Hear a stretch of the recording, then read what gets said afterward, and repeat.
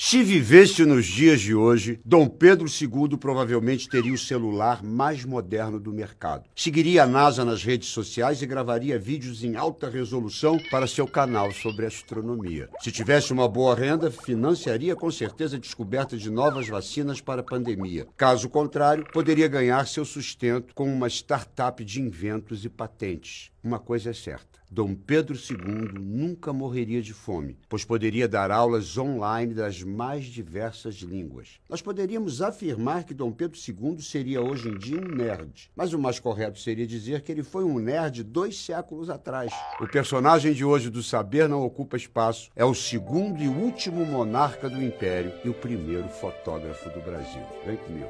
Vitasai apresenta Saber Não Ocupa Espaço. Como todos nós aprendemos na escola, no dia 7 de abril de 1831, pelas mais diversas pressões políticas, militares e familiares, Dom Pedro I decidiu exilar-se em Portugal e abdicou do trono em favor de seu filho, que tinha apenas 5 anos de idade. O pequeno Pedro de Alcântara, João Carlos, Leopoldo, Salvador, Bibiano, Francisco Xavier de Paula, Leocádio, Miguel, Gabriel, Rafael, Gonzaga. Olha o nomezinho. E se você achou o nome de Pedro II muito grande, é porque você não viu a agenda do menino. Ele acordava às 6h30 da manhã, começava a estudar às 7 e ia direto até 10 da noite, quando então ia para a cama para dormir. E nesse período todo só tinha 2 horas para recreação. Claro que com essa carga horária não dava para ter muitos amigos. Em compensação, transformou-se num leitor voraz e interessou-se pelos mais variados ramos do conhecimento, como filosofia, geografia, geologia, medicina, direito, religião, música, teatro, química e poesia. E mais, além de português, Dom Pedro II falava inglês, alemão, francês, espanhol, italiano e latim. Sabia ler em hebraico, grego, em árabe, sânscrito e era capaz de discorrer perfeitamente sobre a língua tupi.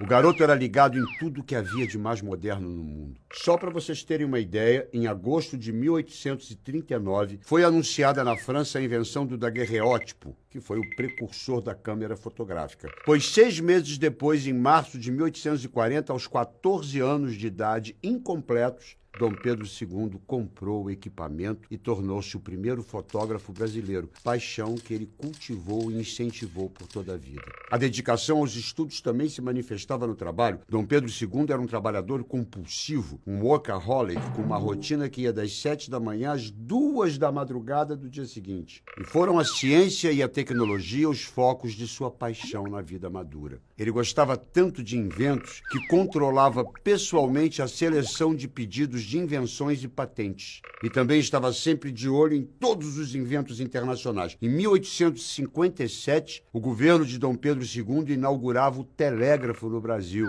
e expandiu a rede durante as décadas. Em 1876, Dom Pedro II visitou a Exposição Universal na Filadélfia e encantou-se com o vibrafone, invenção do jovem Graham Bell. Os dois ficaram amigos e pouco tempo depois o primeiro telefone do Brasil foi instalado por Dom Pedro II no Palácio Imperial de São Cristóvão. Mais tarde, ele criou a primeira companhia telefônica do Brasil. Pedro II também adorava viajar para conhecer o mundo e em suas andanças conheceu figuras ilustres como Victor Hugo, Nietzsche, Charles Darwin. Interessou-se também por compreender a febre amarela e procurou o químico Louis Pasteur para conhecer as causas da doença. Foi assim que ele acabou ajudando na fundação do Instituto Pasteur na França, que hoje em dia é uma referência para todo mundo. A imagem de Dom Pedro II na comunidade científica era excelente. Respeitado no mundo inteiro, o imperador brasileiro se tornou membro de sociedades de pesquisa como a Royal Society da Inglaterra, a Academia de Ciências da Rússia, as Reais Academias de Ciência e Artes da Bélgica, a Sociedade Geográfica Americana e a Academia de Sciences da França. Foi o primeiro astrônomo do Brasil e chegou a descobrir uma estrela em seu observatório particular.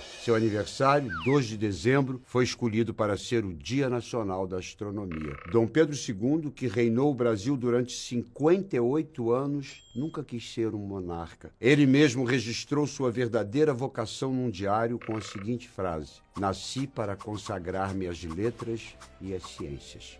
É curioso pensar que, enquanto existem tantos negacionistas no século XXI, há 2 séculos o último imperador do Brasil amava as artes, a tecnologia e a ciência. É isso aí, minha gente. Saber não ocupa espaço. O oferecimento VitaSai.